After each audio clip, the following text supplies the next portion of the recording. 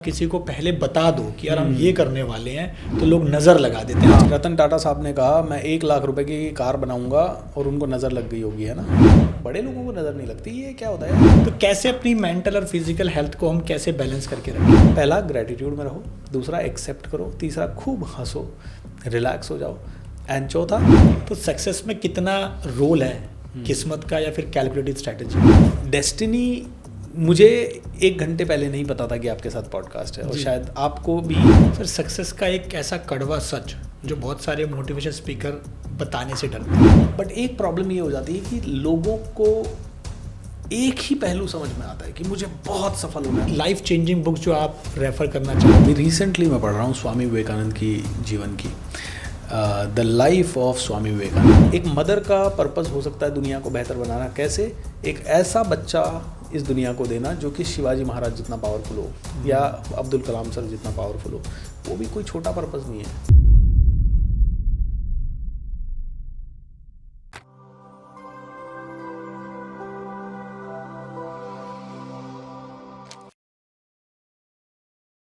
हमारी अपनी अपनी लाइफ एक ऐसी ज़िंदगी, एक ऐसी मूवी की तरह है जिसमें हम सब अपने अपने हीरो हैं, लेकिन हम कभी एक्शन पे काम नहीं करते हैं। तो आज हम बात करेंगे एक ऐसे कोच के साथ, एक ऐसे मेंटर के साथ कि कैसे आप अपने सपनों को रियलिटी में बदल सकते हैं। तो मेरे साथ हैं coach BSR sir, Bhupendra Singh Rathore sir. Sir बहुत बहुत स्वागत है आपका। Thank you so much Deepak ji, बहुत अच्छा लगा आपसे मिलके, मज़ा आ रहा है। सर पहले तो बहुत बहुत धन्यवाद आपको सर, इतने टाइम से फॉलो कर रहा हूँ, तो आज ये जो मुकाम मिला है एक छोटा सा, उसके लिए बहुत बहुत थैंक यू सर आपका। रियली अप्रिशिएट सर, मेरे लिए भी बहुत अच्छा है सर। मैं पहले बात करना चाहूँगा मैजिक ऑफ थिंकिंग रिच की। सो इसमें ऐसी क्या कमी है, हम जो एक पुअर कैटेगरी के जो लोग होते हैं जो सोचते हैं, तो उनमें ऐसी क्या कमी आपको दिखती है कि यार वो मेंटली अपने आप को रिच बनने के लिए नहीं आगे बढ़ा पाते? क्या रीज़न है सर उसका? एक्सेप्टेंस की बहुत बड़ी प्रॉब्लम है। किसी को आपने अभी बोला पुअर कैटेगरी के लोग, कोई एक्सेप्ट ही नहीं करना चाहेगा कि कोई पुअर है। राइट। क्या है पॉवर्टी? मानसिक पॉवर्टी, मानसिक गरीबी से शिकार हैं लोग। मानसिक गरीबी जब होगी ना, तो कहते हैं कि अपना माइंड जो है वो प्रोजेक्टर है, जो मेरे माइंड में है ना वही मेरी ज़िंदगी में चल रहा है अभी। किसी की भी ज़िंदगी को देख के, किसी की वर्क टेबल को देख के आप बता सकते हो उसकी ज़िंदगी में क्या चल रहा है। किसी के घर को देख के बता सकते हो उसकी लाइफ में क्या चल रहा है। किसी की कार को देख के बता सकते हो आप उसकी ज़िंदगी में क्या चल रहा है। क्योंकि जो भी आपके मेंटल पैटर्न्स हैं वो आपको बाहर दिखेंगे। राइट। जिसकी लाइफ अस्त व्यस्त होगी ना, आप उसकी कार में देखोगे कई सारी चीज़ें अस्त व्यस्त होगी, कचरा जमा हुआ होगा, धूल मिट्टी जमी हुई होगी, चीज़ें कुछ फटी हुई होगी, कोई सीट वीट। और धीरे धीरे आप देखोगे, और जैसे जैसे उसकी लाइफ सॉलिड होती जाएगी आप देखोगे ऑटोमेटिकली आदमी सफाई पसंद होता जाएगा। कोई भी एक भी बिलियनर के घर में आप एक कोना नहीं देखोगे जिसमें कबाड़ है। सिर्फ हर मिडिल क्लास के घर में एक कोना देखोगे या एक से ज़्यादा कोने देखोगे जिनमें कबाड़ है। तो पॉवर्टी मानसिक रूप से है। मानसिक रूप से आदमी रिच हो जाए ना, यानी विचारों से रिच हो जाए, तो धीरे धीरे 2, 4, 5, 10 सालों में उसके लाइफ में रिचनेस दिखने लग जाएगी। और आज जो गरीबी असलियत में लोगों की ज़िंदगी में दिख रही है वो उनके पिछले विचारों का कमाल है। तो ये है ना, दोनों चीज़ें जुड़ी हुई है। जैसे कहते हैं शरीर और मन जुड़ा हुआ है। शरीर अगर पावरफुल हुआ तो मन पावरफुल होगा, मन पावरफुल हुआ तो शरीर पावरफुल होगा। लेकिन मान लो मन में एक थॉट आया, मैं तो अच्छा ही नहीं दिख रहा, शरीर अपने आप से उड़ गया, मेरी तो किस्मत ही खराब चल रही है, शरीर अपने आप ऐसे हो गया, अरे मेरे साथ तो बहुत बुरा हुआ, चिंता हो गई, माइंड में चिंता हुई, लेकिन शरीर पे चिंता दिखी, सर झुक गया, नज़रें झुक गई, कंधे झुक गए। लेकिन जैसे ही शरीर ने कहा आई कैन डू इट, अब मन भी अलर्ट हो गया, अच्छा चिंता गायब, अब तो क्या हो गया, अलर्ट थॉट। तो ये दोनों जुड़े हुए हैं। तो सबसे पहले कहते हैं कि मन को चेंज करना है तो शरीर को चेंज कर लो। तो इसके लिए रोज सुबह एक्सरसाइज कर लो, या थोड़ा बहुत काम कर लो, थोड़ा बहुत स्ट्रेचिंग कर लो, या हर 15-20 मिनट में थोड़ी एक्शन ले लो। हम लोग लकी हैं कि हम स्टेज पे रहते हैं तो दिन भर एक्शन में रहते हैं, कहीं ना कहीं चलते रहते हैं, दौड़ते रहते हैं, भागते रहते हैं। तो शरीर को पावरफुल किया, मन पावरफुल हो गया। मन, कभी कभी शरीर वीक है, मन को पावरफुल कर लो, दोनों को करो, और ये दोनों पावरफुल हुए तो धीरे धीरे आपका आसपास का स्पेस भी पावरफुल होता जाएगा। राइट। सो यहाँ से शुरुआत करनी है कि सबसे पहले आप अपने विचारों का कंट्रोल लें, ताकि विचारों से अमीरी आएगी तो जीवन में अमीरी आती जाएगी। ओके। यही मैजिक ऑफ थिंकिंग विच मैं सिखाता हूँ। नाइस सर, मतलब ये मेरी पर्सनल लाइफ में भी आई थिंक कुछ ना कुछ वैल्यू एडिशन करी है इस पॉइंट ने जो आपने बताया है। Thank you sir. जी सर, टॉक्सिक पॉजिटिविटी और जो रियल सक्सेस माइंडसेट है उनके बीच में क्या फ़र्क है? टॉक्सिक पॉजिटिविटी आप देखो ऐसी वाली है कि हर आदमी कई ग्रुप में बैठो आप, शादी ब्याह में कहीं पे भी, अरे अपन तो ये कर देंगे, अपन तो पूरी दुनिया बदल सकते हैं, अरे इस सिटी का कोई भी काम है ना मेरे को बता के देखना, वो वाला वो पॉलिटिशियन तो अपना ही है, वो घर वो अपन ने बनवाया है। अच्छा अपन ने बनवाया मतलब, अरे वो मेरे चाचा का लड़का है उसने बनवाया है, वो मेरा ही तो है, हम दोनों एक ही परिवार के हैं, एक जैसे ही है। ये टॉक्सिक पॉजिटिविटी है, जहां हर चीज का क्रेडिट लेने की आपकी थॉट प्रोसेस है, नंबर 1। नंबर 2, मैं कर लूंगा, मैं करके दिखाऊंगा, मैं होगा ही होगा, देखना सर। कोई मोटिवेशनल टॉक मेरी ठीक चल रहा था, कोई मेरी मोटिवेशनल टॉक अटेंड किया और मोटिवेशनल टॉक अटेंड करने के बाद सर अब मैं करके दिखाऊंगा, अब देखना मैं रुकूंगा नहीं, दूसरे दिन रुक जाता है। तो ये होती है टॉक्सिक पॉजिटिविटी, जहाँ सिर्फ बातें हो रही है, जहाँ सिर्फ मोटिवेशन है। लेकिन जो रियल लोग होते हैं ना, वो मोटिवेशन शुरू करने के लिए चीज़ों को इस्तेमाल करते हैं। उनके पास एक उस मोटिवेशन को वो खुद जानते हैं कि ये लास्ट नहीं करेगा, तो वो क्या करते हैं, ये मोटिवेशन तो आ गया, कुछ करूँगा, अब कैसे करूँगा उसका एक वो सिस्टम बनाते हैं, एक प्रोसेस बनाते हैं, या कोई ना कोई तरीका डिज़ाइन करते हैं जो कि यूनिक होता है और उनकी पर्सनैलिटी को सूट करता हुआ होता है। जैसे कि कोई आदमी होता है, जैसे मैं मेरा ही बता देता हूँ कि मुझे अगर पहले कोई किताबें पढ़नी होती थी तो मेरे को किसी ने किताब गिफ्ट की, मैं उसको 1-2 पन्ने बैठता था, फिर उसको शेल्फ पे रख देता था, कल पढ़ूंगा, फिर वो कभी कल आता ही नहीं था। अब मैंने समझ गया ये, तो अब मैंने क्या किया है, जो भी कोई किताब गिफ्ट करता है मेरी टेबल पे पड़ी रहती है, जब तक वो जाएगी नहीं शेल्फ में, जब तक मैं उसको थोड़ी ग्लांस नहीं कर लूँगा, मेरे को सेटिस्फैक्शन नहीं हो जाएगा कि हाँ इसके अंदर जो चीज़ लिखी हुई है मैंने एक बार देख ली है, पढ़ ली है, समझ ली है, तब तक वो अंदर नहीं जाएगी। या फिर मैंने पूरी देखने के बाद मेरे को लगा कि नहीं यार ये तो मेरे लिए बोरिंग है, I don't want to read it, तो फिर मैं उसको किसी को गिफ्ट कर दूंगा, या फिर वो अलग से किसी शेल्फ में रखूँगा कि हाँ ये वाली सारी किताबें जो मुझे नहीं पढ़नी है, ये सिर्फ मेरी शेल्फ में अच्छी दिखने के लिए रखी हुई है। तो ये एक छोटा सा सिस्टम हो गया। मैंने कहा मैं 100 किताब पढ़ूंगा, मोटिवेटेड होके आ गया, किताबें भी खरीद ली, लेकिन वो जाके शेल्फ में रख दी, कभी नहीं होगी, तो मेरा सिस्टम अलग हो गया। तो जितने भी अमीर लोगों ने ना, उन्होंने कोई ना कोई छोटा छोटा सिस्टम बना रखा है, और वो सिस्टम उनके लिए काम करता है। मेरे लिए एक सिस्टम बहुत काम करता है, मुझे जो करना होता है मैं स्टेज पे जाता हूँ, लोगों को बता देता हूँ ये मैं करूँगा, बस मेरे साथ हो जाता है। जैसे अभी मैंने एक अनाउंस कर दिया पूरी दुनिया को, 1008 सुंदरकांड करूँगा, तो लोग पूछते हैं साला पहला स्टेप 108 का करो ना, 1008 क्यों बोलना है आपको सीधा। मैंने कहा क्योंकि मैं रुकना नहीं चाहता, मेरे को जब कमिट करना है ना तो फिर बड़ा ही कमिट करना है। मैंने कभी भी छोटा कमिट नहीं किया, मैं बड़ा ही कमिट करता हूँ। अभी मैंने पूरी दुनिया को कमिट कर रखा है, 50 करोड़ लोगों को इंस्पायर करूँगा। अब मैं, लोग कहते हैं 50 करोड़ क्यों बोलता है, मेरे घर वाले बोलते हैं तू पागल हो गया 50 करोड़ बोलता है, तू 50 लाख बोलना, पहले 50 लाख भी कम थोड़ी होते हैं। मैं जब 50 करोड़ बोलने लगा ना तो मैं 1 करोड़ को कर चुका हूँ, और मैं 1 करोड़ के बाद 40 करोड़ पे रुकूंगा, 30 पे रुकूंगा, 10 पे रुकूंगा, 5 पे रुकूंगा, ये देखा जाएगा। उसमें why do I really need to think small. अगर मैंने 50 करोड़ करके 5 करोड़ पे रुक गया तो कोई मेरे को कटघरे में थोड़ी डालने वाला है। सही बात, ठीक है। जब मैं 1008 सुंदरकांड का पाठ बोलूंगा तो शायद मैं 500 करूंगा, 700 करूंगा, 900 करूंगा, या मैं 2000 भी कर सकता हूँ। क्या पता वो मेरी ऐसी आदत बन जाए कि मैं रोज ही सुंदरकांड करूँ, क्या पता। मैं तो कई बार ऐसा भी देखता हूँ कि अब हमारे कई पार्टिसिपेंट्स के घर पे हम सुंदरकांड करते हैं, तो अभी हमें लगता है कि ऐसा ना हो जाए कि 365 दिन हम सुंदरकांड ही करें बाकी की सारी चीज़ें हम छोड़ ही दें। ऐसा पॉसिबल है, हर चीज़ पॉसिबल है दुनिया में। तो मैं कहता हूँ ये मेरा सिस्टम है, कमिट कर दो, फिर दुनिया मुझसे करवा लेती है, या मेरा माइंड मुझसे करवा लेता है कि यार दुनिया क्या सोचेगी, तूने कमिट किया है। अभी हमारे 53 सुंदरकांड के पाठ हो चुके हैं, और अभी कल हमारे 2 सुंदरकांड के पाठ और हैं, तो 55 हो जाएंगे। कभी कभी ऐसा होता है कि मैं एक ही दिन में 12 सुंदरकांड करवा देता हूँ। सुबह से बैठते हैं हम 6 बजे से लेकर रात को 12 बजे तक, 1-1 घंटे के 12 सुंदरकांड कर लेते हैं। बीच बीच में थोड़ी बातें, थोड़ा रेस्ट, थोड़ा लंच ब्रेक, थोड़ा टी ब्रेक। तो जब कमिट किया है तभी तो करूँगा ना, तभी शायद कुछ तो होगा। लेकिन सर मैं इसमें एक लाइन ऐड करूंगा, मैंने ऐसे बहुत सारे एक्सक्यूजेस देखे हैं कि अगर आप किसी को पहले बता दो कि यार हम ये करने वाले हैं तो लोग नज़र लगा देते हैं। आजकल ये बहुत चल रहा है। वही तो बात है ना कि रतन टाटा साहब ने कहा मैं 1 लाख रुपए की कार बनाऊंगा, और उनको नज़र लग गई होगी, है ना। नहीं लगी उनको नज़र। जब बिलियनर होते हैं वो दुनिया के सामने आते हैं और बोलते हैं हम ये कर देंगे जी, हम 10,000 करोड़ की नई फैसिलिटी AI डेवलपमेंट के लिए ला रहे हैं जी, हम 5,000 करोड़ का नया प्लांट लगा रहे हैं, पोर्ट खोल रहे हैं या एयरपोर्ट खोल रहे हैं। बड़े लोगों को नज़र नहीं लगती। ये क्या होता है, मिडिल क्लास वालों पे विशेष कृपा है लोगों की कि उनको नज़र लगती है। मतलब क्या है ये देखिए, नज़र नहीं लगती, ये हमारा मन कमज़ोर होता है। सही बोल रहा हूँ। हमारा मन जब कमज़ोर होता है और हम कहते हैं यार 50 लोगों की नज़र अब मेरे ऊपर ही है, तो आदमी उसको हैंडल नहीं कर पाता। शाहरुख खान के ऊपर पूरी दुनिया की नज़र है और वो उसको हैंडल कर पाता है। मतलब इट्स लाइक कोई आदमी शायद एक रसगुल्ला पचा नहीं सकता और कोई आदमी 100 रसगुल्ले पचा जाता है। गांव का कोई आदमी होगा जो खेतों में काम कर रहा होगा ना, पहले कंपटीशन होता था, कोई 50 रसगुल्ले खा जाता था, कोई 100 खा जाता था, और शहर वाले को 2 रसगुल्ले हजम नहीं होते। तो ये हर किसी की एपेटाइट है नज़र को या ऊर्जा को पचाने की। इसीलिए ऊर्जा को पचाने के काबिल बनाओ अपने शरीर को और अपने मन को। उसका सबसे अच्छा तरीका है अध्यात्म, मेडिटेशंस, प्राणायाम, एक्सरसाइज, अच्छे लोगों की संगत, अच्छी बुक्स को पढ़ना, अच्छा चिंतन, अच्छी सोच, अफर्मेशंस, माइंड प्रोग्रामिंग। इनसे क्या है, आपका ब्रेन स्ट्रांग बनता है।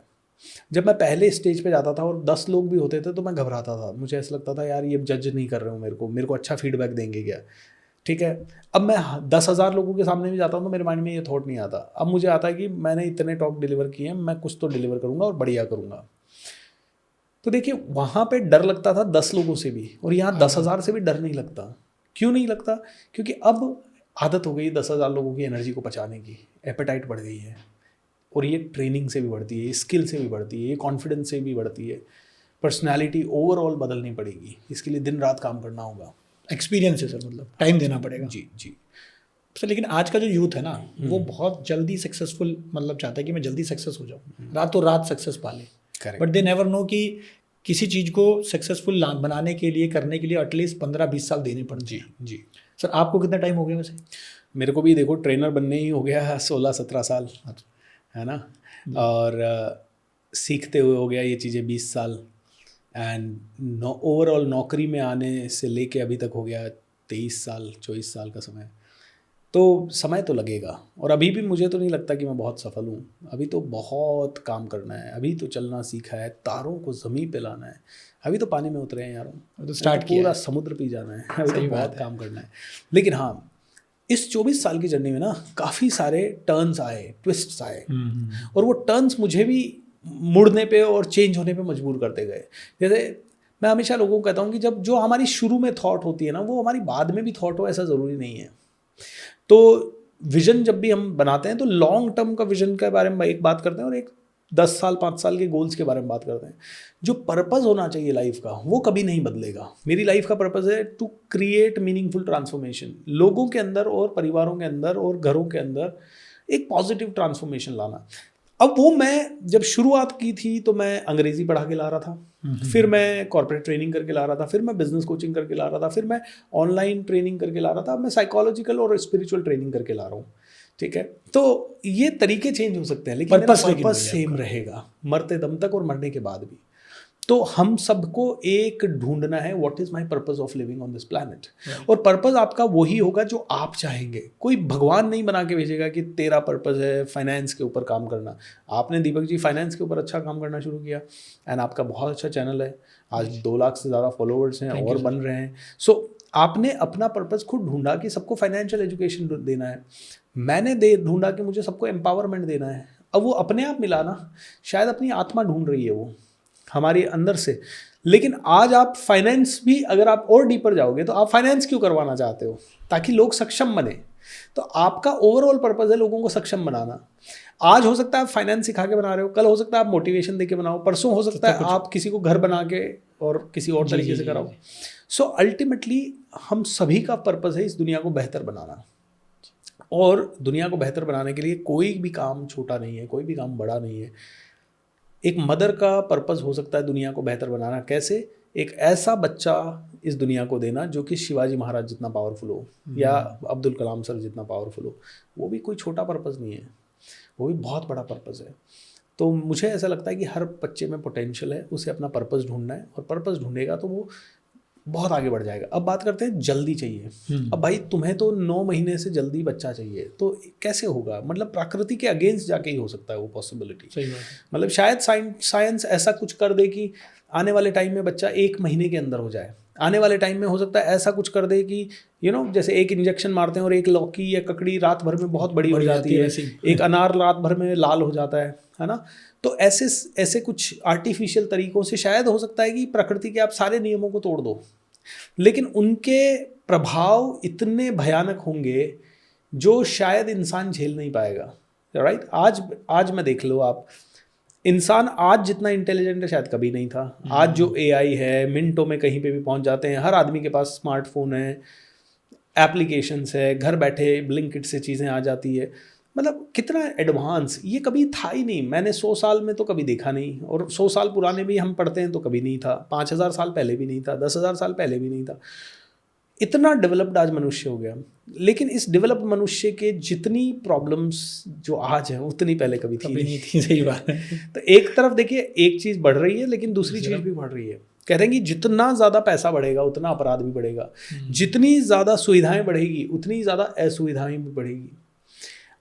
सुविधाएं बढ़ रही है, एसी बढ़ रहा है, लेकिन असुविधा बढ़ रही है, ग्लोबल वार्मिंग हो रही है, कभी भी बरसात आएगी, कभी भी ठंड होगा, कभी बारिश होगी, कुछ भी होगा। सो सुविधा जितनी करना चाहोगे उतनी असुविधा भी होती जाएगी। इसीलिए कहते हैं पहले जो है जहाँ हो उसमें खुश रहना सीख जाओ, फिर उसके बाद हंसते हंसते आपको समझ में आएगा कि और चीज़ आपके खुद के लिए करनी है या दुनिया के लिए करनी है। सस्टेनेबल दुनिया बनाओ। मैं IIM लखनऊ में एग्जीक्यूटिव MBA करने गया, तो वहाँ पे एक सब्जेक्ट आज की डेट में चल रहा है which is called sustainable development, sustainable growth के ऊपर, या ऐसे तो सस्टेनेबिलिटी के ऊपर सब्जेक्ट चल रहे हैं आज IIMs में पढ़ाए जा रहे हैं, हार्वर्ड में पढ़ाए जा रहे हैं कि सस्टेनेबल ग्रोथ, कंपनी मत बनाओ, सस्टेनेबल कंपनी बनाओ जहाँ वेस्ट कम से कम हो, जो इको फ्रेंडली हो, जो एनवायरनमेंट फ्रेंडली हो, जो ग्लोबल वार्मिंग नहीं बढ़ा रही हो, जो पोल्यूशन नहीं बढ़ा रही हो, तब तो तुम्हारी फैक्ट्री ज़्यादा अर्न करेगी, अदरवाइज नहीं कर पाएगी। राइट। तो लॉन्ग टर्म का सोचने पे हमें फोकस करना होगा, otherwise we are destroying the planet. Sir आपने अफर्मेशंस की बात करी, तो बहुत सारे लोग यूज़ करते हैं, अरे कुछ नहीं होता इससे, तो इतना सुन लिया, कुछ नहीं होता। तो उनकी सोच में क्या कमी रह जाती है ऐसी? क्योंकि वो कहते हैं कुछ नहीं होता, तो उनके साथ कुछ नहीं होता। आगे बढ़ उनका अफर्मेशन ही वही है कि कुछ नहीं होता। जिसका अफर्मेशन है कुछ नहीं होता, तो उसको उसके साथ कुछ कैसे होगा? सही बात। यही अफर्मेशन होते हैं। उनको लग रहा है कि नहीं मैं अफर्मेशन नहीं करना, वो तो सबसे ज़्यादा अफर्म कर रहे हैं कुछ नहीं होता, वो सबसे ज़्यादा अफर्म कर रहे हैं ये सब बकवास है, वो सबसे ज़्यादा अफर्म कर रहे हैं अरे ऐसे ये तो सब फालतू है, इसके लिए तो सफलता के लिए तो बहुत मेहनत ही करनी पड़ती है, कर दिन रात माल उठा, दिन रात मेहनत कर, दिन रात भाग दौड़, तेरी ज़िंदगी में कभी सफलता नहीं आएगी, क्योंकि तेरे माइंड में ये सब कुछ काम नहीं करता और तू अफर्म कर रहा है ये सब कुछ काम नहीं करता। लेकिन जो कहता है ये सब काम करता है, वो कहता है मेरा घर स्वर्ग है, जो मैं खाऊं वो अमृत है, जिससे भी मैं मिलूं भगवान है, मेरा काम सब काम आसानी से होता है, मेरा एक अफर्मेशन है, भगवान का सबसे प्यारा बच्चा हूं मैं, मेरे साथ मिराकल्स ही मिराकल्स होते हैं, मैं जहाँ जाता हूँ मिराकल्स होते हैं, मैं जब चाहता हूँ मिराकल्स होते हैं, मेरे साथ अनएक्सपेक्टेड मिराकल्स होते हैं। मुझे अपनी सफलता की चिंता करने की ज़रूरत नहीं है, भगवान मुझसे ज़्यादा चिंता करेंगे मेरी सफलता के लिए, इसलिए मेरे साथ तो सफलता के अलावा कुछ और हो ही नहीं सकता। मैं हमेशा कहता हूँ मेरे साथ अच्छा ही होगा, अच्छा ही है, हर बुराई में भी मेरे साथ बहुत अच्छा होगा, और जितनी बार मेरे साथ बुरा हुआ है उतनी बार मैंने 10 गुना 20 गुना ज़्यादा ग्रोथ की है, तो मेरे साथ तो बुराई में भी अच्छा ही होगा। तो ये मेरा अफर्मेशन है। तो मैं मानता ही नहीं हूँ कि कुछ बुरा हुआ है। हो सकता है जिस समय बुरा हो रहा है थोड़ी देर के लिए मान लगे कि बुरा हो गया, कोई बहुत बड़ा झटका लग गया तो महीने भर के लिए लगा बुरा हुआ, लेकिन जैसे ही वो महीना खत्म हुआ मैंने अपने आप को समझा दिया बुरा थोड़ी हुआ है, इससे तो देख कितना विजडम आ गया, इसके कारण तो तूने इतनी किताबें पढ़ ली, इसके कारण तूने मेडिटेशन कर ली, इसके कारण तू इस लेवल पे पहुंच गया। सो बुरा कुछ नहीं होता है, मेरे साथ तो अच्छा ही अच्छा होता है। तो सर BSR कोच के हिसाब से कोई ऐसी बिजनेस अपॉर्चुनिटी जो आप देख पा रहे हैं 2026 में 27 में? मैं पहले बिजनेस कोच था, तब तो मैं बहुत सारी बिजनेस अपॉर्चुनिटीज़ के बारे में बताता था। अब मेरा इंटरेस्ट बिजनेस में नहीं है राहुल जी। अब मैं सिर्फ दुनिया की सेवा करना चाहता हूँ। तो मुझे लगता है सेवा ही सबसे बड़ी अपॉर्चुनिटी है। सेवा करने के बहुत फ़ायदे हैं। सेवा करने का पहला फ़ायदा, आपके साथ जो भी लोग जुड़ते हैं दिल से जुड़ते हैं।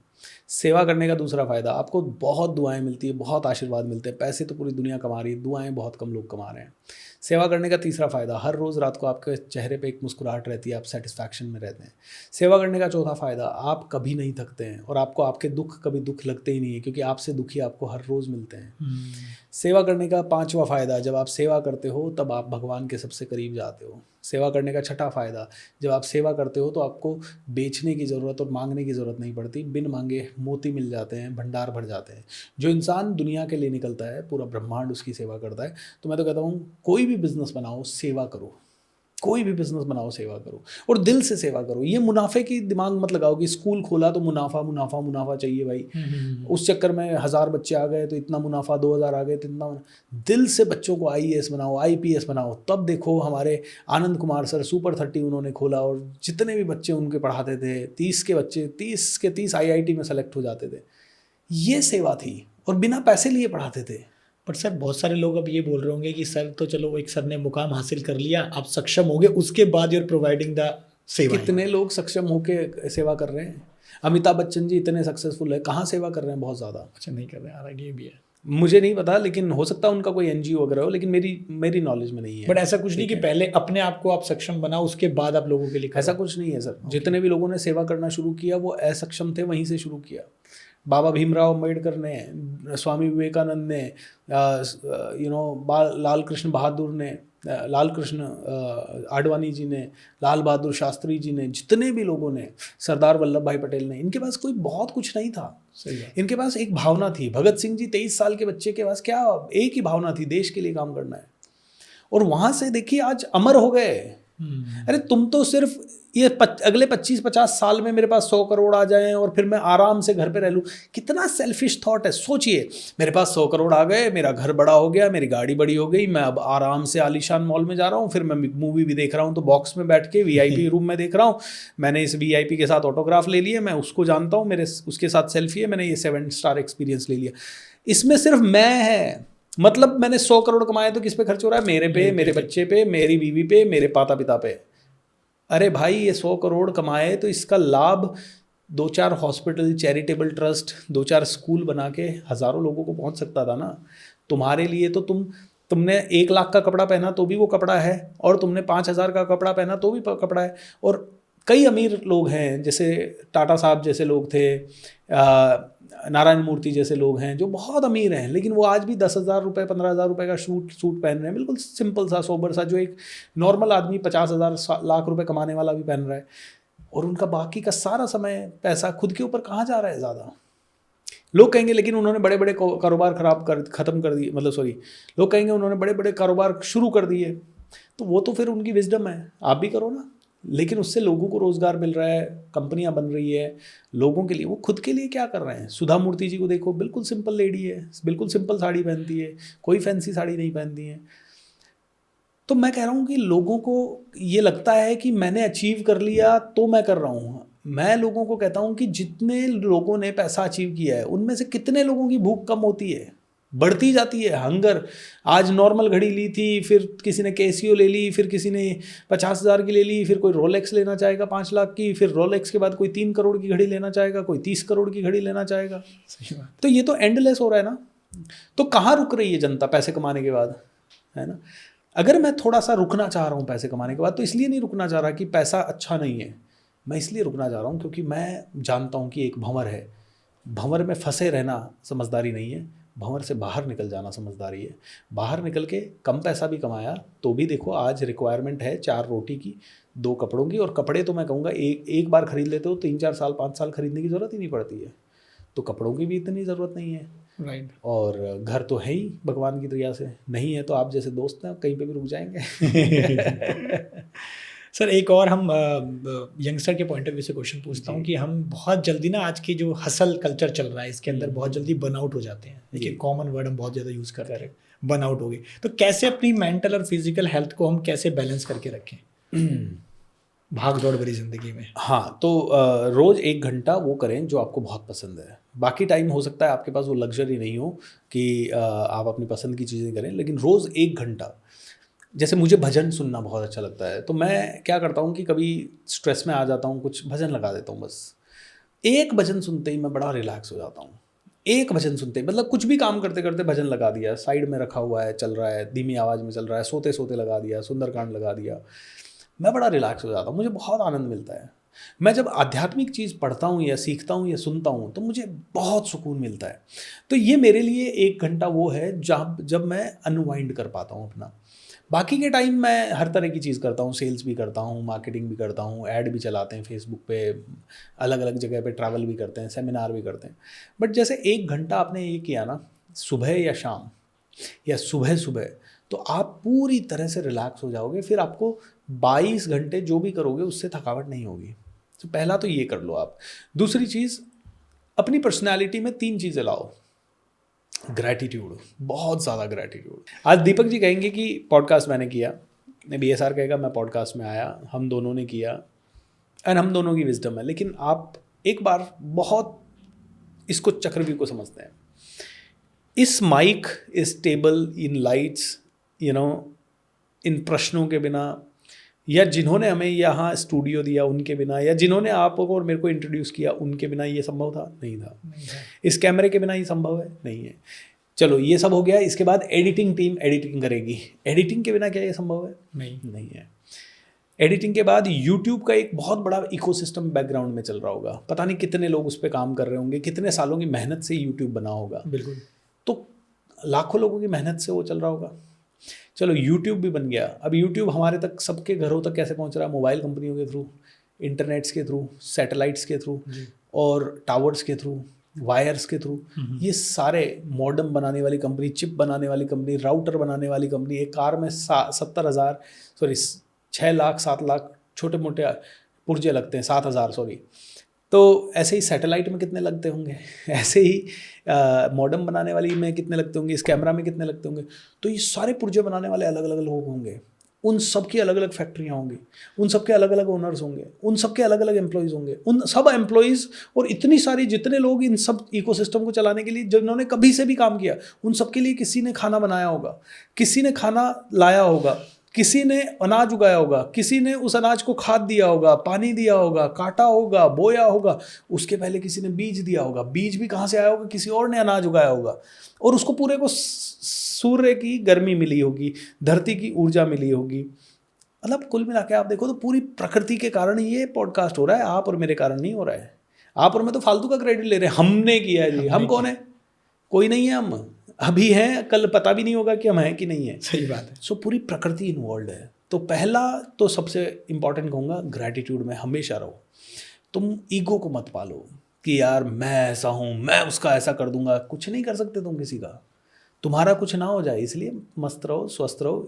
पहली चीज़ ग्रैटिट्यूड। दूसरी चीज़, जैसे ही ग्रैटिट्यूड में आओगे ना, एक्सेप्टेंस अपने आप आ जाएगी। बुरा हुआ कोई नहीं, भगवान ने इतना ही किया, थैंक यू गॉड, जिंदा तो रखा, हाउ वंडरफुल। तीसरी चीज़, जब जैसे ये होगा तो आप रिलैक्स होते जाओगे और हंसना शुरू कर दोगे। फिर आपको जीवन में स्ट्रेस नहीं होगा, क्योंकि आप जानते हो कि एक बड़ा सिस्टम काम कर रहा है, आपके कारण नहीं हो रही चीज़ें, हज़ारों लाखों लोगों के योगदान के कारण हो रही है। तो आई थिंक पहला ग्रैटिट्यूड में रहो, दूसरा एक्सेप्ट करो, तीसरा खूब हंसो, रिलैक्स हो जाओ, एंड चौथा, जब ये सारी चीज़ें हो जाए उसके बाद चैन से सो जाओ। जब ये 4 चीज़ें आपके जीवन में आ गई ना, उसके बाद ये समझ लो जो भी करोगे कमाल का करोगे, जो भी बिना तनाव के करोगे फोकस के साथ करोगे, और कम भी होगा तो भी संतुष्ट रहोगे। Nice sir, so connected. Yeah thank you. Let's suppose Bhupendra sir के पास अभी हम जीरो से स्टार्ट करते हैं। लेट्स सपोज हम, आपके पास भगवान ना करे ऐसा हो, बट सब कुछ छिन गया और आपके पास मात्र 5,000 या 10,000 रुपये हैं, अब जीरो से स्टार्ट करना है जी, तो कैसे वो 3 स्टेप्स आप लोगे अपनी लाइफ को बदलने के लिए, काम करने के लिए? मैंने बहुत बार जीरो से स्टार्ट किया जी। नौकरी छोड़ी 2009 में, और 10 में ट्रेनर बना, ज़ीरो से शुरू किया। ट्रेनर बन के 2013 में मेरी टीम पूरी चली गई, फिर ज़ीरो से शुरू किया। 2014 में मेरे पार्टनर्स थे और उन्होंने कंपनी, मतलब हमने डिसाइड किया कि मैं बाहर निकल जाता हूँ, वो लोग कंपनी चलाएंगे, फिर ज़ीरो से शुरू किया। 2018 में मेरा सब कुछ वापस चला गया था, फिर ज़ीरो से शुरू किया। तो मैंने 4-4, 5-5 बार ज़ीरो से शुरू किया है। तो मैं आपको बताता हूँ कि मैंने क्या क्या किया, जिससे कि हर बार मुझे जीरो से शुरू करने के बाद फिर से बहुत जल्दी सफलता मिल गई। जी। पहली चीज़ तो मैंने माइंड में पहले ही तैयारी कर ली कि बुरे से बुरा क्या होगा। जो होना था हो गया, जो सब कुछ जाना था वो चला गया। जब 18 में मेरे 8 EMI बाउंस हो रहे थे, मेरे मांगने वाले घर पे आ रहे थे, क्रेडिट कार्ड के भी लोन हो गए थे, जब ये सिचुएशन हुई, मैंने कहा अब इससे बुरा क्या होगा, ज़्यादा से ज़्यादा क्या होगा। मेरे पास 2 ही पोजीशन थे मेरे नाम पे, क्या, एक मेरी गाड़ी, एक मेरा किराए का घर। मैंने कहा ये दोनों भी चले जाएंगे, तीसरी जगह किराए पे रहना होगा, और इससे बुरा क्या होगा। पहली चीज़। दूसरी चीज़, ये सारा लोन मिला के मेरे ऊपर था 70-80 लाख रुपए का। मैंने कहा और क्या, बुरे से बुरा क्या होगा, NP हो जाएगा, आगे से कभी लोन नहीं मिलेगा। तीसरी चीज़, और बुरा क्या होगा, ज़्यादा से ज़्यादा 2-4 कोर्ट केस हो जाएंगे, इससे बुरा कुछ हो सकता है। मैंने कहा इससे बुरा कुछ नहीं हो सकता है, क्योंकि और है ही नहीं। क्या खाना पीना मिल जाएगा, हाँ, इतने अच्छे दोस्त या इतना अच्छा परिवार या कोई ना कोई तो थे, इतनी क्रेडिबिलिटी कि खाना तो मैं कमा ही सकता था। तो मैंने कहा बुरे से बुरा कुछ नहीं होगा, जो होना था हो गया, ठीक है। तो सबसे पहले तो बुरे से बुरे के लिए तैयार हो जाओ कि बुरे से बुरा क्या होगा, और जैसे ही आप बुरे से डरना छोड़ दोगे, उसी समय आप अच्छे से अच्छा करना शुरू कर दोगे। तो उसके बाद तो आप दूसरा स्टेप लेने लग जाते हो। अब बुरे से क्या होगा, तो वो तो डर हट गया। अब हमारे हाथ में क्या है, अब हमारे हाथ में मेहनत करना, ठीक है। तो हम प्लान करेंगे और मेहनत करेंगे, और मेहनत करते समय आपके सामने ना बहुत कन्फ्यूजन होगा, यार ये भी क्योंकि लोन पहले चुका हूँ, या मेहनत पहले करूँ, या इसका पैसा करूँ, या मार्केटिंग करूँ, या जॉब करूँ, बहुत कन्फ्यूजन होगा। तो कोई नहीं, इनमें से आपकी बुद्धि के हिसाब से, या आपका कोई कोच है तो उसकी बुद्धि के हिसाब से जो सबसे पहले शुरुआत कहीं से करनी है तो वहीं से कर दो। जैसे मेरे कोच ने कहा, सबसे पहले एक काम कर, दान देना शुरू कर। वहाँ से शुरू किया। मैंने कहा पैसे ही नहीं है, दान कहाँ से दूंगा? बोले 100 रुपये से शुरू कर, 500 रुपये से शुरू कर, तेरे पास अभी भी खाना तो आ रहा है टेबल पे, 10-20 हज़ार तो आ ही रहा होगा। मैंने कहा हाँ। बोले 10-20 हज़ार में से 200 रुपये का दान कर, 1% से शुरू कर, मान ही मत कि तेरे पास पूरा 20 हज़ार आया है। मैंने कहा ठीक है, अब दूसरी चीज़ क्या करें भाई? फिर मेरे को समझ में आया, मुझे पॉजिटिव एनर्जी चाहिए, और मैंने एक लॉजिक लगाया कि मैं जब पॉजिटिव एनर्जी के लिए क्या चाहिए, मेडिटेशन चाहिए। मैं हमेशा सोचता था सुबह 2, 9, 10, 11 बज जाते थे, उठते उठते 8 बज जाते थे, फिर भाग दौड़ शुरू हो जाती थी। मैं सोचता था रात को आके मेडिटेशन करूँगा, आज तो जल्दी आ जाऊँगा। रात को आने के बाद कभी एनर्जी नहीं है, कभी कोई दोस्त आ गया, कभी कुछ कहीं ट्रैफिक में अटक गए, कभी वाइफ ने कुछ कह दिया, कभी पापा मम्मी से बात हो गई, फ़ोन हो गए, ये हो गए, तो रात कभी होती नहीं थी। तो मैंने एक दिमाग लगाया, मैंने कहा नहीं यार, रात का टाइम अपना नहीं है, सुबह का टाइम अपना है। सुबह सुबह मैं उठने लगा। तो मैं दूसरा रूल लोगों को बताता हूँ, अपनी ज़िंदगी को हाथ में लेने के लिए सुबह उठो, और सुबह सुबह 3, 4, 5 काम करो।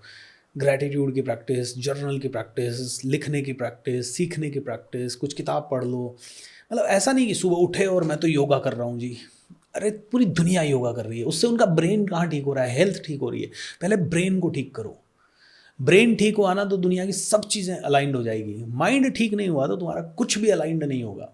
आज लोग हेल्दी तो हैं, लेकिन अहंकार भी उतना ही है। जो जितना सुंदर है उसको अहंकार, मैं इतनी सुंदर हूँ, मैं इतना सुंदर हूँ।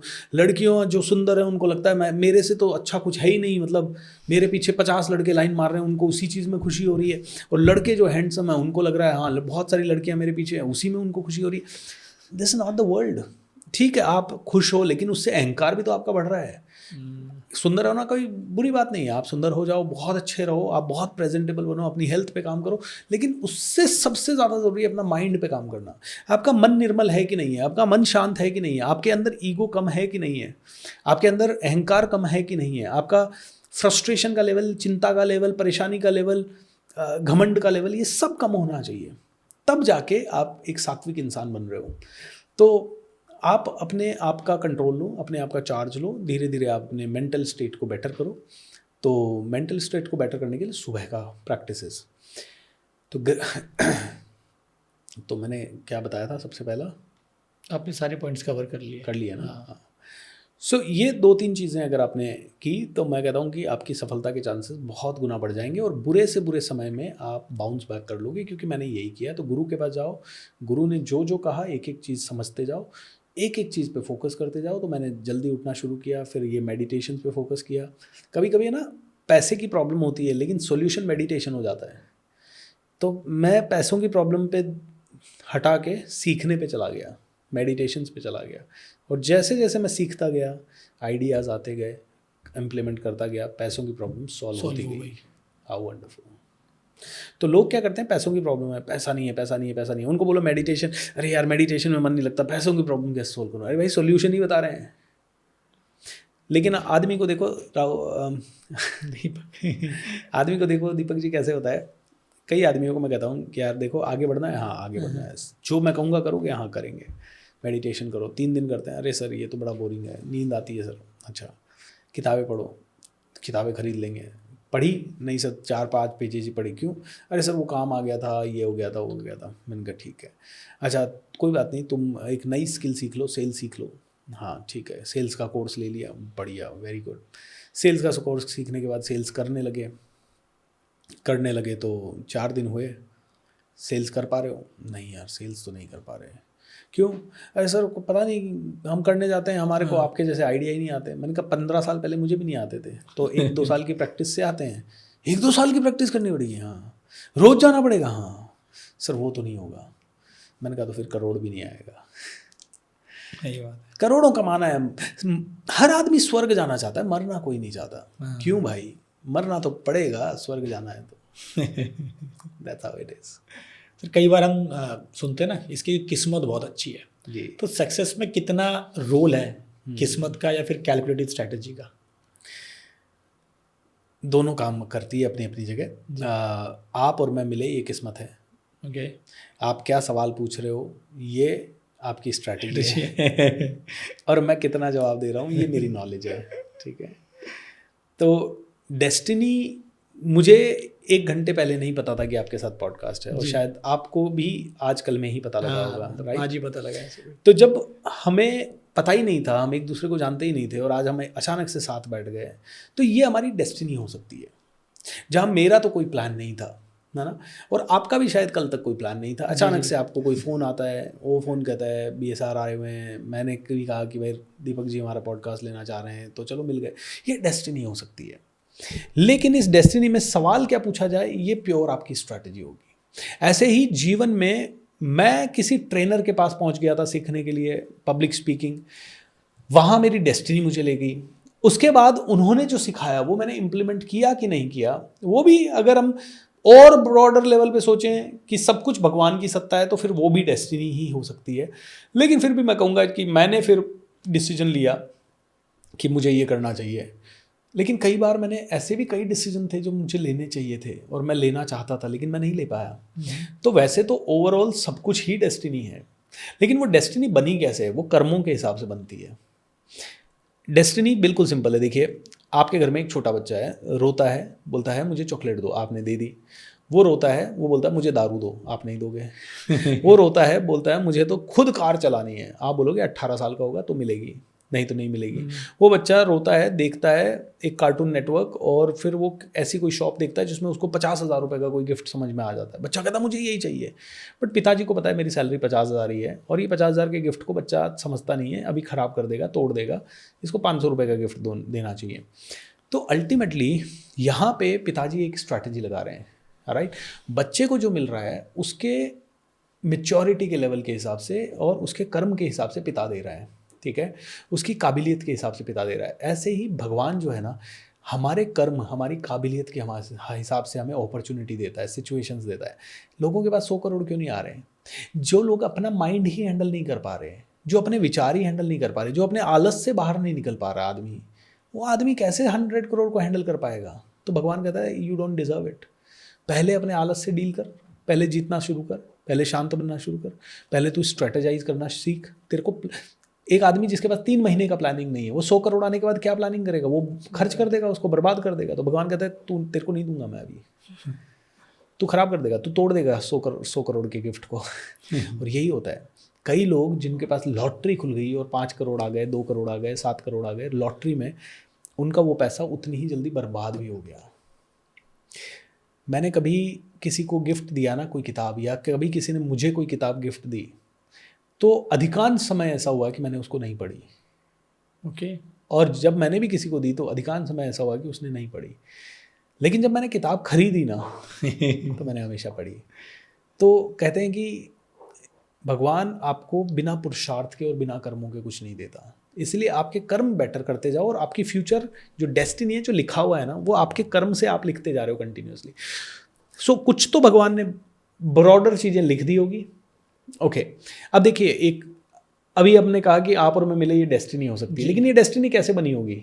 आपने एक यूट्यूब चैनल बनाया होगा, मैंने एक यूट्यूब चैनल बनाया होगा, मेरे यूट्यूब चैनल पे सर्टेन फॉलोवर्स हुए होंगे क्योंकि मैंने वीडियो बनाए होंगे, तो मैंने कुछ कर्म किए ना, आपने भी कुछ कर्म किए, उसके कारण आप इंटरव्यू लेने वाले आए।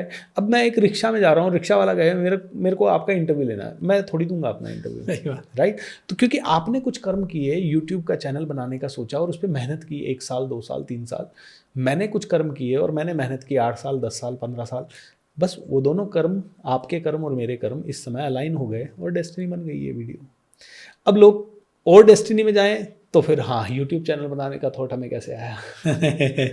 तो उसके पीछे के कुछ कर्म थे, उसके पीछे के और कर्म थे। तो एक्चुअली हमारे ही कर्मों का फल हमें मिलते जा रहा है और यही डेस्टिनी। आपके मन में सर कैसे थॉट आए यूट्यूब का? कुछ नहीं, बस ट्रेनर थे। अच्छा। कहीं से ट्रेनर बनने का थॉट आया और देखा कि कुछ ट्रेनर्स के चैनल थे तो अपना भी होना चाहिए। वैसे तो कहानी ऐसी है कि मैं एक सेशन डिलीवर कर रहा था और एक यूट्यूबर मेरे सेशन में आया, उसने कहा सर आप इतना अच्छा बोलते हो, आपका यूट्यूब चैनल होना चाहिए। मैंने कहा यार बड़ा पैसा लगता है इसमें, तो बोले कुछ पैसा नहीं लगता सर, एक एडिटर लगता है और एक कैमरा लगता है, और क्या लगता है, कुछ नहीं लगता है। मुझे लगता था कौन हायर करेगा उस एडिटर को, कौन उसको मशीन दिलाएगा, कौन उसको चेक करेगा, मेरे को बड़ा काम लगता था। तो उसने बोला सर मैं तो कुछ भी नहीं जानता इनमें से, मैं तो फेसलेस वीडियो बनाता हूँ, सामने भी नहीं आता, मैं सिर्फ अपनी आवाज़ रिकॉर्ड करता हूँ मोबाइल पे, वो भी क्योंकि मेरे पास कुछ नहीं है, और एडिट करता हूँ डाल देता हूँ, मेरा कुछ खर्चा नहीं लगता और 70-80 हज़ार की इनकम आती है महीने की। मैंने कहा क्या बात कर रहा है। उसने जब पुश किया मुझे तो मैंने फिर बनाया। तो अब देखो उसका पुश करना मेरी डेस्टिनी हो सकती है, लेकिन उसने मुझे क्यों पुश किया, क्योंकि मैंने ट्रेनर बनने का कर्म पहले शुरू किया, और जब मैं ट्रेनर बन गया वो मेरे सामने आया, उसको अच्छी लगी, तो कहीं ना कहीं मेरे कर्म से ही वो डेस्टिनी अट्रैक्ट हुई। सो लोगों को ये समझना होगा कि कंटिन्यू कर्म करते रहो अच्छे से अच्छे। हो सकता है आज जो कर्म कर रहे हो वो भी डेस्टिनी है, लेकिन इस कर्म का जो परिणाम आएगा वो अगली डेस्टिनी बनाएगा। So that's how it is. Okay sir, एक आपका 28 डेज का जो मॉडल है ये बहुत ज़्यादा फेमस है, तो ये 28 डेज का लॉजिक क्या है? लॉजिक ऐसा है कि देखिए मैं कोविड में था, और कोविड में हमने बहुत सारे कोर्सेज लॉन्च करके बहुत जल्दी बहुत पैसा कमाया। मतलब जहां हम 1 करोड़ कमा रहे थे हम सीधा 10 करोड़ कमाने लगे। इतना हमें 10 टाइम्स का जंप आया जी। लेकिन एक तरफ हम देख रहे थे कई लोग मर रहे थे, और फिर हमने कहा कि यार क्या किया जाए, तो हमने वो पीएम सहायता फंड में 4-5 लाख रुपए इकट्ठे करके डाले। मैंने कहा यार बड़ी छोटी राशि है, इससे क्या होगा, लोग तो 1500 करोड़ 2000 करोड़ डाल रहे हैं। फिर हमने कहा और क्या किया जाए, तो फिर हमने एक 15 दिन का प्रोग्राम लॉन्च किया माइंड पावर का। मैंने कहा अब अपन यही जानते हैं, तो लॉ ऑफ अट्रैक्शन का एक 15 दिन का 500 रुपये लेके प्रोग्राम लॉन्च किया। 500 लोग आए उसमें, उससे लोगों को बड़ा फ़ायदा हुआ। हमने कहा यार हम सोसाइटी के लिए क्या कर रहे हैं, पैसा तो कमा रहे हैं, तो हमने कहा 1 महीना हम पूरी सेवा करेंगे, और हम पैसे से नहीं कर पाएंगे क्योंकि हमारी जो पैसे से सेवा होगी वो ऊँट के मुंह में जीरा होगी। मतलब 4-5 लाख रुपए से क्या पता नहीं कहाँ सहारा लग रहा है, कितना लग रहा है, पूरे हिंदुस्तान परेशान है, और 4-5 लाख से क्या होता है, हम ज़्यादा से ज़्यादा 20 लाख कर लेंगे, 25 कर लेंगे। तो हमने कहा कि हमें क्या आता है, लोगों को ठीक करना, कैसे, मेंटली उनको होप देना। तो हम 28 दिन का ये फ्री प्रोग्राम पूरे महीने का करेंगे, 4 हफ्ते। हमने कुछ नहीं लिया, डायरेक्ट हमने 20 लाख रुपए मार्केटिंग में लगाए, पूरे इंटरनेट से लोग हमारे साथ जुड़े, हम यूट्यूब पे लाइव जाके मैजिक ऑफ थिंकिंग रिच करते, पहले दिन 11-12 हज़ार 20 हज़ार लोग कनेक्ट हो गए। ऐसे करते करते लोग हमसे कनेक्ट होते गए। जब हमने वो करना शुरू किया तो हमें बड़ा आनंद आया। मतलब उस पूरे महीने हमारी एनर्जी बहुत हाई रही। उस पूरे महीने हमारे साथ करीब एक वीडियो को 3-3, 4-4 लाख लोग देख रहे होंगे, तो बहुत सारे लोग नए कनेक्ट हुए। उनमें से डेडिकेटली पूरा 28 दिन सुनने वाले लोग भी 20-25 हज़ार लोग हो गए। और फिर जब इतना ट्रस्ट पैदा हो गया, एंड ऑटोमेटिकली फिर हमारी सेल्स भी बढ़ गई, क्योंकि 15-20 हज़ार लोगों का ट्रस्ट आना मतलब बहुत बड़ी एक क्रेडिबिलिटी। तो हमें भी बहुत फ़ायदा हुआ, दुनिया को भी बहुत फ़ायदा हुआ। कई लोग वेंटिलेटर्स पे थे, उनकी जान बची। वो वेंटिलेटर्स पे देखते थे, हमें वीडियो भेजते थे, सर मैं वेंटिलेटर पे हूँ, हॉस्पिटल में हूँ और आपका प्रोग्राम देख रहा हूँ। हमारा एक संजीव करके लड़का था, वेंटिलेटर पे था, और उसने हमें शेयर किया। रोज़ हम उसको उस मैजिक ऑफ थिंकिंग रिच में, संजीव हम हैं तेरे साथ, गिव अप नहीं करना है, वेंटिलेटर पे है तो कोई बात नहीं, वी आर देयर। वो वेंटिलेटर पे सुनता था, ठीक है, उसको जूम पे कनेक्ट होता था वो। और उसने जब वो ठीक हो गया 10-12 दिन, उसने बताया मेरे आसपास से ना रोज़ 1-2 लाशें उठती थी, लेकिन मैं कभी मायूस नहीं हुआ आपके प्रोग्राम के कारण। तो वहाँ से एक 28 डेज़ का हमने करना शुरू किया, और ऐसे करते करते फिर हमने आज उसके 10 सीज़न कर दिए। लोग हैरान होते हैं कि मैं अपनी जीवन का 1 महीना बिना कमाए कैसे रहता हूँ, ठीक है। मुझे ऐसा लगता है कि मैं वो 1 महीना जब दिल से सेवा करता हूँ ना, मुझे उसका कभी भी ऐसा नहीं हुआ कि उस प्रोग्राम का खर्चा नहीं निकला मेरा। जेब से लगा देता हूँ मैं 50 लाख 1 करोड़ उस प्रोग्राम में, और जब भी हम उस प्रोग्राम को करते हैं भगवान ने बड़ा आशीर्वाद दिया, किसी न किसी तरह से उसका पैसा भी वापस आ जाता है, बहुत दुआएं भी आती है, बहुत रिस्पेक्ट भी आता है, लोगों की ज़िंदगियाँ भी बदलती है, बहुत कुछ बदलता है। So that's the magic. Sir आपने टेडेक्स जैसे बड़े स्पीकर्स मतलब प्लेटफॉर्म पे बहुत ज़्यादा स्पीच वगैरह दी हैं, तो कभी डर नहीं लगा जाते हुए? या छोटी स्पीच देने में डर लगता है, सच बोलूँ तो। अच्छा है ना, जहाँ पे अगर आपने कहा मुझे 15 मिनट के अंदर अपना आइडिया वर्ल्ड तक पहुँचाना है। देखिए मैं भारत का शायद पहला मोटिवेशनल ऑफिशियल स्पीकर हूँ जिसे यूनाइटेड नेशंस में जाके बात करने का मौका मिला था। जब मैं यूनाइटेड नेशंस में गया और बात किया तो 15 मिनट का स्पीच था, लेकिन वहाँ पे टॉपिक था होमलेसनेस के ऊपर कि आप होमलेसनेस की समस्या को कैसे ख़त्म करोगे। और टेडेक्स पे भी मेरे कुछ टॉपिक्स थे। तो वो 15 मिनट में अपना पूरा आइडिया रखना होता है ना, तो माइंड बड़ा कंफ्यूज रहता है कि कहाँ से शुरू करेंगे, कौन सा एंड करेंगे। तो पहले बहुत डर लगता था, अब बिल्कुल डर नहीं लगता, क्योंकि अब मुझे पता है कि अब मुझे दिमाग से नहीं बोलना है, अब मुझे दिल से बोलना है। तो मैं कहता हूँ जब दिल से निकलेगी तो दिल पे लगेगी। सही बात ठीक है, तो दिल से निकलने दो, that's how it is। Sir जैसे आपने बताया संदीप की स्टोरी बताई जी। तो ऐसे कोई आपके स्टूडेंट की ऐसी मिरेकल स्टोरी जिसे आप सुन के बड़ा सरप्राइज हो या हैरान हुए हो? बहुत सारे हैं। हमारे कांतिलाल करके लड़का था जो ब्रेन हेमरेज हो गया था, उसको डॉक्टर्स ने कहा अब ये कभी उठ नहीं पाएगा, चल नहीं पाएगा, और वो हमारा मैजिक ऑफ थिंकिंग रिच देखता था बेड पे पड़ा पड़ा। उड़ीसा का है वो, बहुत ही छोटे से गांव से, बहुत ही गरीब परिवार से, और उसके ऊपर उसके इलाज वगैरह के लिए ना 17 लाख रुपए का लोन भी हो गया था। तो इतनी सारे चैलेंजेस जब उसकी लाइफ में आए, वो हमारे प्रोग्राम को देखता रहा, सीखता रहा, देखता रहा, सीखता रहा, बेड रिडन होते हुए 6 महीने के अंदर धीरे धीरे उसने कोशिश की, माइंड में पॉजिटिविटी भरते वो इस लेवल पे आ गया कि वो बेड से खड़ा हो गया, चलने लग गया, दौड़ने लग गया, जॉब करने लग गया।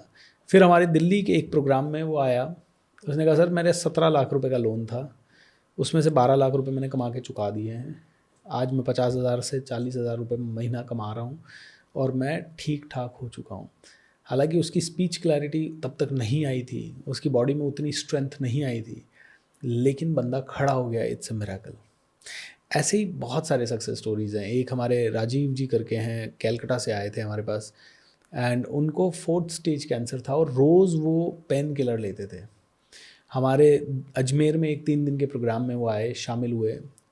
तीसरे दिन उन्होंने शेयर किया कि मैं पेन किलर लिए बिना 1 घंटा 2 घंटा भी नहीं रह पाता था। मैं पेन किलर लेता था, अगर उसका असर 8 घंटे है तो 8 घंटे के बाद मुझे फिर से पेन किलर लेनी होती थी, उसके बिना मैं बैठ नहीं पाता था।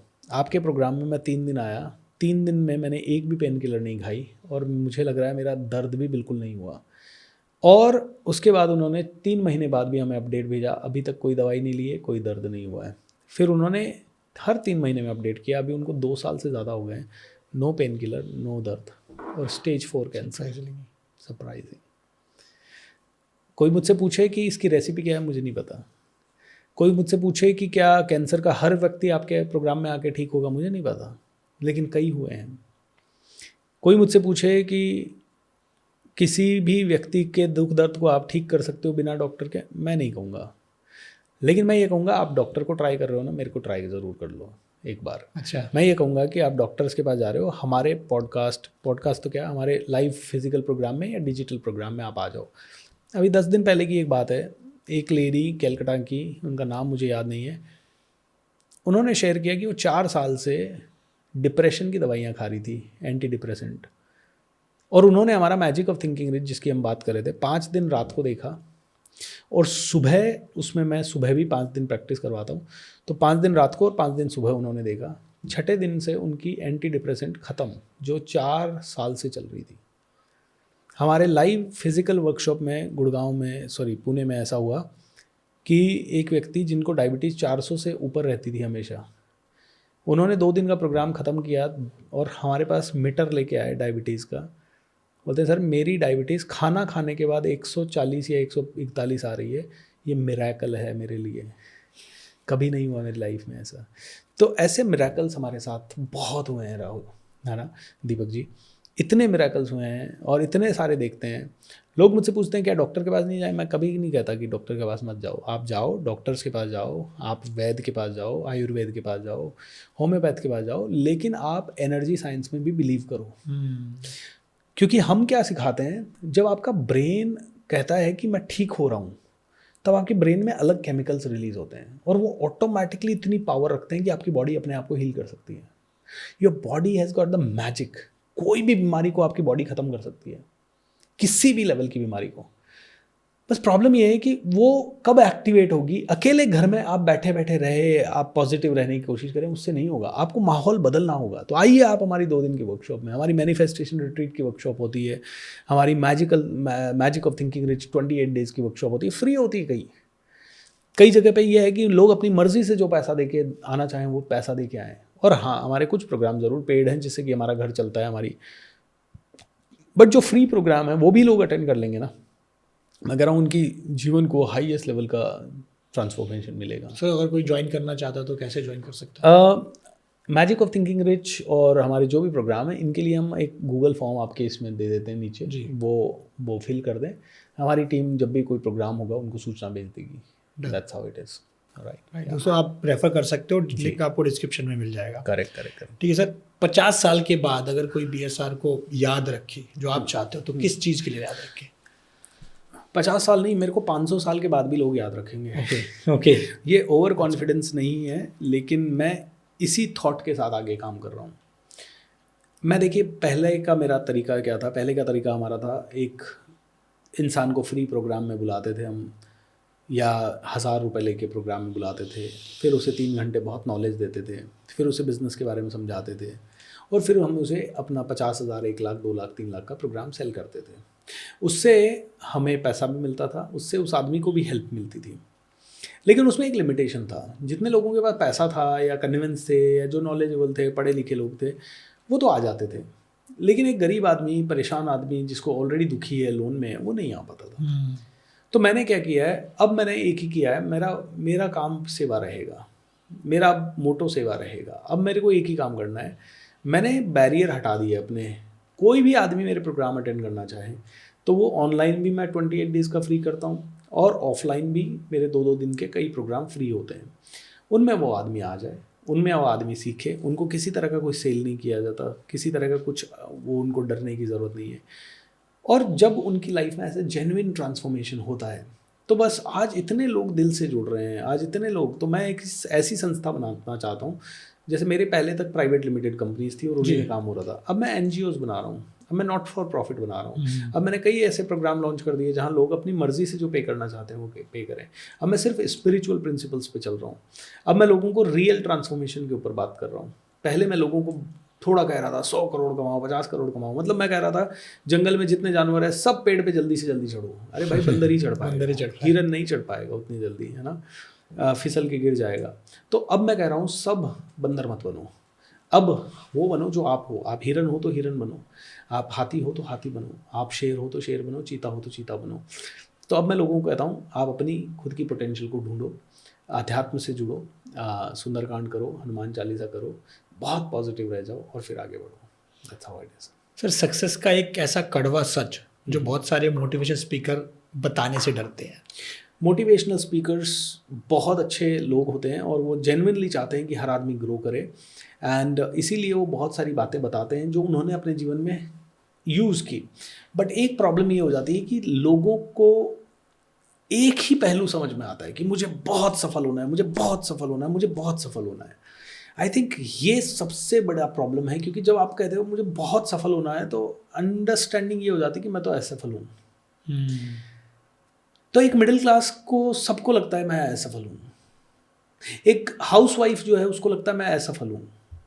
नहीं, आप असफल नहीं हैं, न मिडिल क्लास कोई असफल है, न हाउसवाइफ असफल है। उनके आइडियाज़ अभी डेवलप्ड नहीं है, आइडियाज़ को डेवलप कर लो। और आप अपना घर चला रहे हो, ये भी कोई कम स्ट्रगल नहीं है। हज़ारों लोग वो भी नहीं कर पा रहे जो कि एक मिडिल क्लास फैमिली कर पा रही है।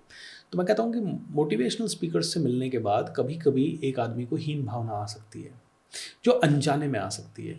दूसरा, मोटिवेशनल स्पीकर्स कभी कभी हर आदमी को कहेंगे भैया सबको एक ही तरह से बढ़ जाओ, तुम ये कर लो वो कर लो। हर आदमी नहीं बना उसके लिए।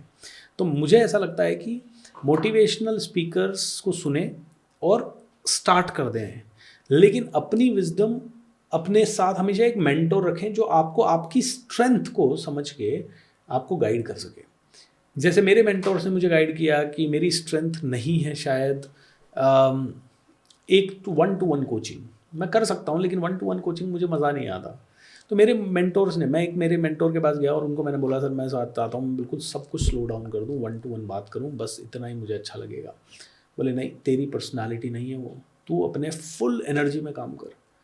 और जब ये हुआ ना तो मुझे एक ऑथेंटिकेशन मिल गई। तो मेरी पर्सनालिटी को समझ के अगर कोई मुझे कहता है वो मुझे समझ में आता है। तो आई थिंक सारे के सारे लोग गलती करते हैं कि वो सिर्फ मोटिवेशनल स्पीकर को सुनना ही अंतिम लक्ष्य मान लेते हैं और उनको लगता है यही इनफ है। नहीं, उन्हें एक मेंटोर चाहिए, उन्हें एक कोच चाहिए जो उनको समझ सके, उनको सुन सके, उनके गोल्स के हिसाब से उनको स्ट्रैटेजी दे सके। सर बहुत सारे लोग आजकल हम ये सुनते हैं कि नेगेटिव हूँ यार, मैं तो नेगेटिव फीलिंग्स आ रही हैं, तो क्या स्ट्रैटेजिकली अपने माइंड में लेके आए अपने माइंड को रीप्रोग्राम करने के लिए? जी, देखिए, नेगेटिविटी हमारे संसार में भरी पड़ी है, तो हम क्या से अट्रैक्ट करते हैं? सुन के, देख के, बोल के, सीख के, समझ के। वो वाले सारे चैनल्स ही बंद कर दो। हमारे वो चैनल्स बंद है लिटरली। अभी जैसे कल का मेरा अगर रूटीन था तो क्या था, मैं सुबह उठा, टैक्सी में आया, अपनी टीम से बात की, 1-2 क्लाइंट से बात की, फिर 5-6 पॉडकास्ट हुए, हो गया। आज का मेरा क्या रूटीन है, मैं उठा, मैंने सेशन लिया, उसके बाद मैं नहाया धोया, तैयार हुआ, पूजा पाठ किया, नाश्ता किया, फिर पॉडकास्ट पे आ गए। 4-5 पॉडकास्ट है, रात आ जाएगी, 1-2 चीज़ पढ़ेंगे, 1-2 फ़ोन कॉल आए हुए होंगे, बात करेंगे। न टीवी है, न अखबार है, न इंटरनेट पे न्यूज़ देखने का प्रोसेस है, न किसी ऐसे आदमी से बात करने का प्रोसेस है जहाँ नेगेटिविटी हो। कल क्या करेंगे, कल का शेड्यूल है, सुबह 10 बजे एक सुंदरकांड का पाठ है, दोपहर में 3 बजे दूसरा सुंदरकांड का पाठ है, शाम को 7 बजे 2-3-4 लोगों से मीटिंग है जो सुंदरकांड में आएंगे। उसके बाद रात की फ़्लाइट है, दुबई जाएंगे। अगला चौथा दिन दुबई के अंदर बीतेगा जहाँ पे आराम से एक सेशन है, पॉजिटिव लोगों से बात होगी। इस पूरे प्रोसेस में टॉक्सिसिटी है ही नहीं, नेगेटिविटी है ही नहीं। जब है ही नहीं तो आएगी कहाँ से? दिखेगी ही नहीं तो आएगी कहाँ से? आपके कमरे में खाने पीने को कुछ है ही नहीं, सिर्फ टमाटर ही है, तो आप टमाटर ही खाओगे आज रात को। तो हमारे आसपास सिर्फ पॉजिटिविटी है। ऐसा माहौल बना लो, ऐसा माहौल बनाना पड़ेगा। तो लोग कहते हैं नहीं नहीं सर, हम तो नेगेटिव हो ही जाते हैं क्योंकि हमारे घर वाले नेगेटिव है। अब हम घर वालों को कैसे छोड़ें? आप घर वालों को मत छोड़ो, आप अपने आप को इतना बिजी कर लो कि इवन इफ आपके घर वाले नेगेटिव भी हैं तो वो कितनी देर नेगेटिव है आपसे। मान लो किसी का घर वाला उनसे लड़ रहा है, क्या 24 घंटे बड़बड़ कर रहा है? नहीं, 5 मिनट बोल रहा होगा, 15 मिनट बोल रहा होगा, आधा घंटा बोल रहा होगा। आधा घंटा झेल लो, 23 घंटे 50 मिनट तो आपके हैं, 23 घंटे 30 मिनट तो 23 घंटे 30 मिनट पॉजिटिव रह लो। उस समय तो आपका सिस्टम काम करेगा ना। That's how you do it. Sir जैसे आप बुक्स वगैरह लिखते हो, आपने बहुत सारी बुक्स लिखी हैं, तो कोई लाइफ चेंजिंग बुक्स जो आप रेफ़र करना चाहो, लोगों पे बताना चाहो?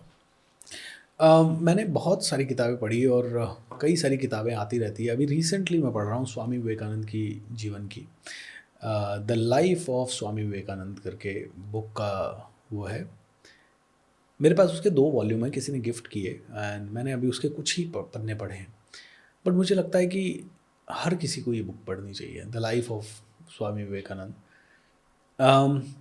क्योंकि कैसे एक सन्यासी, एक बच्चा, साधारण परिवार का बच्चा बनता है, फिर बच्चे से वो उसमें स्पिरिचुअल क्वेस्ट जागती है, फिर वो कितना हठी होता है, फिर कितना वो उसके लिए प्रयत्न करता है, कितना गुरु के चरणों में जाके समर्पण होकर के बैठता है, फिर वो किस तरह से उस मैसेज को गुरु के आज्ञा समझ के फैलाने की कोशिश करता है, कैसे अपनी टीम तैयार करता है। स्वामी विवेकानंद के जीवन पे ही एक और बुक किसी ने मुझे गिफ्ट की थी, उसका नाम तो मुझे याद नहीं आ रहा, लेकिन उसमें वो मेरी डेस्क पे पड़ी हुई है। तो मेरा बर्थडे है 12 जनवरी को, जिस दिन स्वामी विवेकानंद का जन्मदिन है उसी दिन मेरा भी जन्मदिन है। तो उस दिन मुझे किसी ने 10-15 और बुक्स गिफ्ट की थी स्वामी जी के ऊपर। तो एक और बुक है जिसमें वो लेटर्स हैं जो स्वामी जी ने अपने अनुयायियों को लिखे हैं, और उन लेटर्स को जब हम पढ़ते हैं तो हमें समझ में आता है कि उनकी कितनी बड़ी स्ट्रगल्स थी और उनके असली विचार क्या थे। कि उन्होंने अपने अनुयायियों को कहा कि डरो मत, घबराओ मत, समाज तुम्हें धिक्कारेगा, समाज तुम्हारी बात नहीं समझेगा, लेकिन तुम आगे बढ़ते रहो निडरता के साथ, एक पॉइंटेड लक्ष्य के साथ, और अंत में तुम्हारी ही विजय होगी। फिर वो उन लेटर से पता चलता है उनकी गुरु के प्रति कितना निष्ठा थी। जैसे वो लेटर्स में लिखते हैं कि स्वामी रामकृष्ण का मिशन है दुनिया को हेल्प करना, सपोर्ट करना, याद रखें हमारा ये मिशन सच्चा है, इसीलिए ना हमें समाज से डरने की ज़रूरत है, ना दुनिया से डरने की ज़रूरत है। और समाज में जब हम कुछ बदलाव करने जाएंगे तो लोग हमें दुश्मनी तो हमसे पालेंगे ही, बट हमें सिर्फ हमारे गुरुदेव को याद करना। मतलब इन लेटर्स से समझ में आता है उनकी स्ट्रगल, उनके चैलेंजेस, उनकी तकलीफ़ें, एंड उनके उन तकलीफ़ों के बावजूद भी किस तरह के विचार, है ना। सो ये कुछ किताबें स्वामी जी के, एक ही व्यक्ति को पकड़ लो आप, कोई भी एक महापुरुष को पकड़ के उसकी ज़िंदगी को थोड़ा अध्ययन कर लो, आपको बड़ा अच्छा लगेगा, बहुत कुछ सीखने को मिलेगा एक से ही। जी सर, मज़ा आ गया सर, मतलब पूरा ऐसा इन्वायरमेंट हो गया, पूरा मतलब full of energy, positive. How wonderful, ये तो देखने वाले की नज़र है, देखते जी, हैं जी, सारे जी, जी। ऑडियंसेस को भी ऐसा ही लगे। नहीं, definitely sir, definitely, and thanks for sparing time sir. Sir thank you so बहुत मच, मज़ा आ गया आपने सर। बुलाया Deepak ji, and all the best for all the work which you are doing. Congratulations, भगवान करे आप हर घर में पहुँचे और आपका फाइनेंशियल विजडम हर व्यक्ति को मिले। Thanks a lot, thank you sir, thanks at all. Thank you so much, Thank you, everyone. Thank you.